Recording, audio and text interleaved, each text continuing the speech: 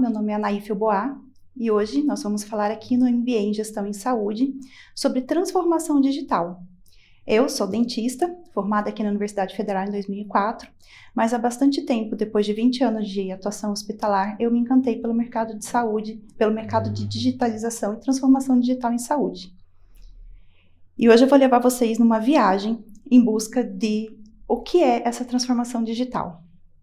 Hoje, recentemente, quando a gente pensa em transformação digital, a gente sempre pensa em robôs, inteligência artificial e muita coisa tecnológica, mas é importante a gente retomar o assunto do que é a inovação. A inovação, ela acontece desde os primórdios da humanidade, desde quando a gente deixou de usar pedras para quebrar a casca de alimentos e começamos a usar instrumentos metálicos e outras coisas para facilitar. E hoje eu vou chamar vocês para uma viagem como se fosse a viagem do Charles Darwin, porque o que a gente vai responder nesta primeira aula é a pergunta mais difícil que vocês precisam enfrentar quando for trabalhar com transformação digital. E a pergunta é, por que inovar? Nesse mapa da nossa viagem, a gente vai passar pelo que é a transformação, o que é a inovação, pelos tipos de inovação, o impacto da inovação dentro da sua organização, as transformações digitais propriamente ditas.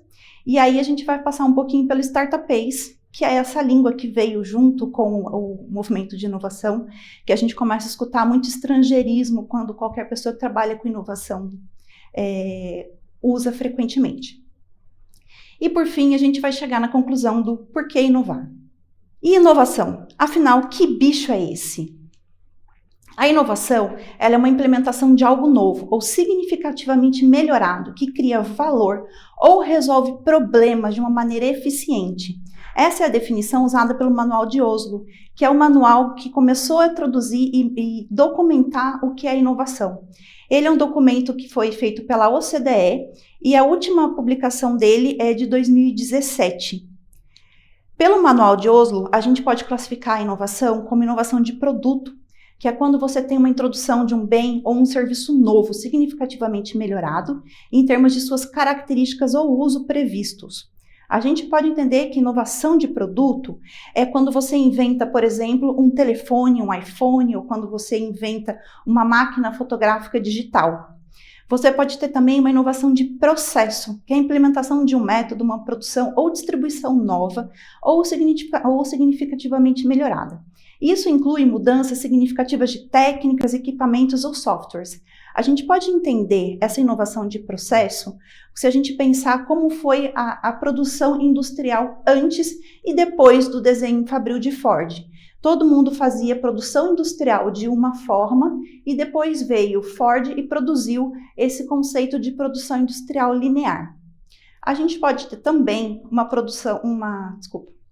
A gente pode ter também uma inovação no conceito de marketing, que é quando você considera a implementação de um novo método de marketing no sentido de produção, de promoção desse produto, e que gere também mudanças significativas. Em inovação de marketing, a gente pode considerar a mudança de design do produto, da embalagem ou mesmo um posicionamento mercadológico do produto, na produção, na promoção ou na política de preços.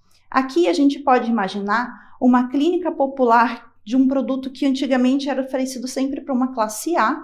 Eu, como dentista, vou usar aqui o exemplo da odontologia, que antigamente a gente só falava de odontologia e cirurgias implantes e próteses dentárias para um público a mais. E aí veio o advento dessas clínicas populares e hoje a gente consegue oferecer o tratamento odontológico com um preço compatível para esse novo público. E a gente também pode ter uma inovação organizacional. E o que é isso? É a implementação de um novo método organizacional nas práticas de negócio. E essa organização do trabalho pode relacionar também novos produtos e novas formas de trabalho. Mas a gente tem que lembrar sempre que a inovação ela tem que trazer valor de mercado. E como que a gente mede o impacto dessa inovação? Porque a inovação, ela trazendo valor financeiro, mas ela também gera impactos de outras formas. Além do valor econômico, que é esse primeiro item, a gente também pode medir a inovação em valor social. Voltando ao exemplo daquela clínica popular que ela conseguiu fazer um reposicionamento de mercado, ela também tem um impacto social, a partir da forma que ela consegue oferecer práticas de saúde para uma fatia maior da população. Segundo o próprio Manual de Oslo, você também pode ter a inovação de forma incremental. E o que é essa inovação incremental? É quando você tem aquele processo de melhoria contínua e eterna. Para a gente dar essa saúde, fica fácil imaginar um paciente que está em processo de emagrecimento. Ele não perde 10 quilos da noite para o dia. Ele vai perdendo meio quilo por semana. Ao longo do tempo, você consegue aquela melhoria significativa que você deseja. Contudo, como disse o professor Clayton Christensen no seu artigo da Harvard School e no livro chamado The Innovator's Dilemma, que vocês conseguem encontrar na internet, esse professor ele classificou, além dessa inovação incremental, a prática da inovação disruptiva. E o que fez essa inovação disruptiva aparecer no nosso radar? A criação da internet. A partir dos anos 90, a velocidade com que os negócios são realizados, a velocidade com que os valores são trocados e a velocidade que as coisas precisam se adaptar aos novos mercados, ganhou uma escala nunca antes vista na história da humanidade. Essas inovações disruptivas, elas apareceram no nosso mercado, tanto da saúde como no mercado tradicional, e são essas inovações que criam mercados novos e produzem novos serviços e que eventualmente desestabilizam e substituem os líderes de mercado estabelecidos. A gente consegue ver e considerar como era a vida antes da internet. Eu, quando fiz a minha graduação, precisei buscar artigos e livros na biblioteca física, a gente precisava se deslocar até a universidade. E hoje, quando eu converso com os acadêmicos que estão na universidade hoje, parece um mundo completamente distante, mas isso não faz nem 2 décadas. Então, a transformação digital, ela vem a partir desse conceito de inovação disruptiva.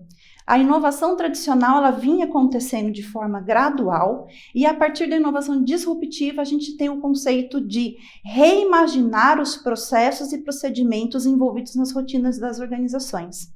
A inovação digital, ela pode ser de forma gradual, mas o seu grande valor está quando você consegue documentar e localizar aqueles pontos de maior dor no seu mercado em que você consegue inserir uma nova ferramenta, produto, serviço ou processo de marketing e que você consiga esses ganhos escaláveis, que é o que toda transformação digital busca. Então, a primeira frase que a gente vai escutar desse mundo do startupês é o seguinte: erra depressa, fale rápido e perca pouco dinheiro. E isso foi dito pelo Bob Dorff e Steve Blank no seu livro chamado Startup, o Manual do Empreendedor. Esse livro a gente tem em versão em português também. E qual é o conceito dessa frase? Junto com a inovação, a questão do erro é inerente. Todo mundo que faz alguma coisa diferente, faz alguma coisa nova pela primeira vez. E a primeira vez sempre tem problemas. Você sempre pode evoluir o seu processo de trabalho, o seu processo de desenho, o seu processo de produção a cada vez que você repete. E dentro da cultura da inovação, abraçar o erro e o erro documentado é visto como um fator de crescimento. Quando você pensa que, agora vamos parafrasear o inventor da lâmpada elétrica, ele não achou uma forma de fazer a lâmpada, ele achou 999 formas que não funcionaram. A partir dessa documentação sistemática, nós, inovadores, começamos a entender o que funciona, o que não funciona e o que pode levar a nossa organização para um patamar melhor em direção a essa transformação digital. Com esse conceito de startups e velocidades e transformação digital e robótica e inteligência artificial, o mundo, como o mercado de trabalho conheceu, virou de cabeça para baixo. E quando a gente pensa nisso, a gente precisa entender que as startups foram as principais ganhadoras dessa modificação do mundo do mercado. Mas, afinal, o que é uma startup? A startup é uma empresa pequena, é uma empresa enxuta, com gastos e custos tendentes a zero e que conseguem produzir um produto, processo, marketing, uma inovação de fato, que é altamente escalável. Geralmente a gente pensa em startup como empresas de tecnologia, mas elas não são. As startups podem ser qualquer tipo de negócio, desde uma academia até uma lanchonete, desde que você consiga desenhar o seu modelo de negócio como um processo escalável. Por exemplo, a gente pode falar sobre o McDonald's. O McDonald's, ele foi uma startup no começo do seu produto, no começo da sua história, e o que fez ele crescer tão rápido? O McDonald's cresceu muito rápido de acordo com a padronização dos processos. E eles começaram a entregar, não um sanduíche, como todos os seus concorrentes. O McDonald's começou a entregar tempo. Agora você conseguia passar, parar o carro, pegar um lanche e sair correndo, sair comendo. A partir disso, o seu tempo começou a ter mais valor. E o valor do tempo é uma das coisas que a transformação digital trouxe e que mudou para sempre o relacionamento de todo mundo com qualquer processo de mercado. Mas a gente vai falar nisso daqui a pouco, porque principalmente na saúde é um problema muito latente. A gente precisa ver também o que aconteceu com as empresas que estão na lista da Fortune 500. Essa é uma lista em que coloca as 500 maiores empresas. Inicialmente eram feitas com empresas americanas e a partir de um período da humanidade começou a ser feita com empresas internacionais. Quando essa lista começou a ser feita, no começo dos anos 50, nós tínhamos ainda resquícios do antigo dinheiro, daquelas pessoas que eram milionárias, porque produziram ferro, aço, estradas de ferro. No começo do século passado, na década de 50, eles ainda tinham fortuna e produziam valores.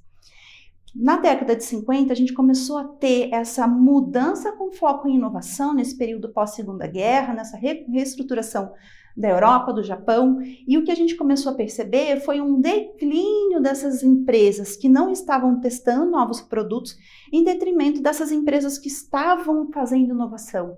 As empresas que começaram a trabalhar com plástico em vez de metal, as empresas que começaram a ter foco em outros tipos de venda, como, por exemplo, as vendas de catálogo.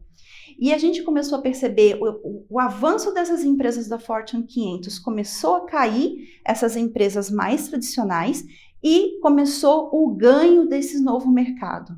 Só que atenção, entre os anos 50 e os anos 2000, a gente teve uma mudança muito pequena na quantidade de empresas na Fortune 500. Cerca de 40% das empresas listadas eram empresas novas. Entre 1990 e o ano de 2010, a gente teve uma mudança de 70% da lista da Fortune 500. Isso quer dizer que em 20 anos, novas empresas nasceram e se tornaram as maiores empresas do mundo, enquanto empresas bem estabelecidas perderam o mercado muito rapidamente. A inovação promete para a gente esse ganho de escala. Você vai tentar, errar. Contudo, quando você acertar um produto e esse produto for, de fato, escalável, com uma boa margem de lucro, a chance de você conseguir avançar rapidamente no mercado e tomar o lugar dessas empresas já estabelecidas agora é muito mais ágil do que foi há 10, 15 anos atrás. E eu posso até dizer que agora está muito mais rápido do que 6 meses atrás. Vocês vão ver aqui nesse gráfico de velocidade o tempo de adoção das novas ferramentas de inovação por 60% da população mundial. Vocês vão ver que demoraram mais de 100 anos para 60% da população mundial ter acesso à lâmpada elétrica, geladeira, vaso sanitário. Você vai ver que demorou 50 anos para que a população tivesse acesso à televisão na sua própria casa. Contudo, 60% da população mundial usou o ChatGPT em menos de 10 meses. É uma velocidade incrível e nunca vista na humanidade. A gente não pode não entender o que levou a adoção de uma empresa como essa por uma fatia tão grande da humanidade num tempo tão recorde e achar que uma ferramenta dessa não vai entrar no nosso local de trabalho. As inovações e as inovações tecnológicas estão aqui para trabalhar conosco. Cabe a nós entender como elas funcionam e como elas vão nos ajudar. Não adianta, passou o tempo de que a gente acha que pode criar resistência. Tem que ter cuidado, com certeza, mas isso também vai ser tema mais para frente. Outra coisa muito importante no mundo da startup são os animais da startup. Assim como Darwin conseguiu viajar o mundo em busca do desconhecido, documentando a fauna e a flora, a gente precisa entender também que esse mercado de startups possui os seus próprios bichos. E vocês vão ver que tem coisas que foram antigas e sumiram da moda e de repente começaram a aparecer em tudo que é lugar. Caderno, chiclete. E isso tudo é reflexo dessa moda de startup. Nosso primeiro animal é um unicórnio, que para quem não sabe, é uma startup que foi avaliada em mais de $1 bilhão. O nosso segundo animal é um animal chamado zebra. Algumas empresas, elas não foram desenhadas como startup, elas não têm perfil tecnológico, elas não têm naturalmente uma predisposição para ser uma startup. Contudo, conseguiram ajustar o seu mercado, o seu público, a sua organização institucional e, sim, achou um produto que seja escalável, de alto valor e se tornou uma startup. Um outro animal que é super legal para a gente comentar é o camelo, que é um tipo de startup diferente das outras, que não faz captação de financiamento, que não procura investidores anjos, que não procura dinheiro no mercado. A startup Camelo, ela trabalha com o bootstrapping. O que é isso? Ela produz dinheiro e reinveste o dinheiro dentro do seu negócio. Então, qual é o conceito disso? Eu só sou uma empresa a partir da hora que eu ganho dinheiro com a empresa que eu estou fazendo. Não adianta investir, trazer dinheiro de fora, trazer dinheiro novo, se eu, como startup semente bem pequenininha, já não conseguir ganhar valor. Mas o maior e mais importante animal do mundo das startups são as mariposas de Manchester. E aqui vocês vão entender claramente o porquê que a gente está fazendo essa analogia de descobrir a inovação com a descoberta de Charles Darwin. Esse economista chamado Joseph Schumpeter, Esse economista chamado Joseph Schumpeter estudou as mariposas de Manchester quando ele estava construindo e produzindo o seu primeiro livro, chamado Capitalismo, Socialismo e a Democracia.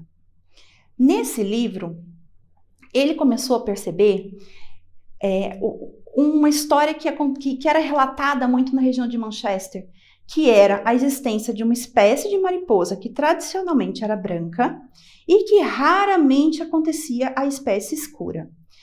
Depois da Revolução Industrial na região de Manchester, quando as fábricas começaram a soltar aquelas fumaças escuras, a casca das árvores começaram a ficar escuras. Então teve uma mudança no meio ambiente em que as mariposas viviam. A partir disso, as mariposas brancas ficaram alvo fácil e os pássaros enxergavam elas de longe. As mariposas brancas começaram a sumir e só as mariposas pretas estavam se multiplicando e estabelecendo-se no ambiente. Quando ele relata isso no seu livro de economia, ele deixa claro que crescimento econômico não é um processo suave e contínuo. Ele é um fenômeno marcado por saltos e rupturas. Ou seja, nós como instituições e organizações não vamos conseguir flutuar nesse mar de inovações na velocidade que as coisas estão acontecendo, se nós continuarmos fazendo inovação incremental. Hoje, o objetivo de toda instituição deve ser buscar essa inovação disruptiva. E como que a gente vai conseguir fazer isso tudo?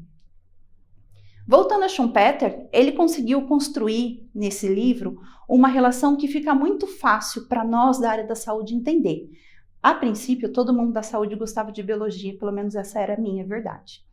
Quando você traz essa relação da seleção natural com a seleção da startup, com a seleção da inovação, fica mais fácil para a gente conseguir entender. Hoje, a inovação é uma questão de sobrevivência. A gente precisa entender o meio ambiente como esse mercado. Assim como a cor da casca da árvore mudou por fatores externos e que não competia as pobres mariposas controlarem, o meio/mercado colocou a existência delas em risco. Quem faz a seleção natural dentro de uma empresa é o consumidor. É ele que vai garantir que aquela empresa exista ou não. O consumidor é a pessoa que vai te trazer o dinheiro, o recurso para que você continue vivendo. E a adaptação, que no caso de Darwin era biológica, para a gente agora é a inovação. No caso da mariposa, ela não conseguia escolher se ela seria branca ou preta. Mas, no caso das organizações e das instituições, é uma decisão interna da liderança de cada um dos profissionais que lá trabalham tomar a decisão. E agora, a gente precisa entender que não é a espécie mais forte que sobrevive, e não é a empresa antiga que sobrevive, e nem a mais rica, mas sim a empresa que melhor se adapta a essas inovações. Então agora, a inovação não é uma questão de se eu vou fazer, é o quão rápido ela precisa ser feita. Porque se você não inovar, se você não se adaptar, tenha certeza que a sua instituição ela vai acabar. E como que a gente faz isso? A gente vai ver na próxima aula. Até lá!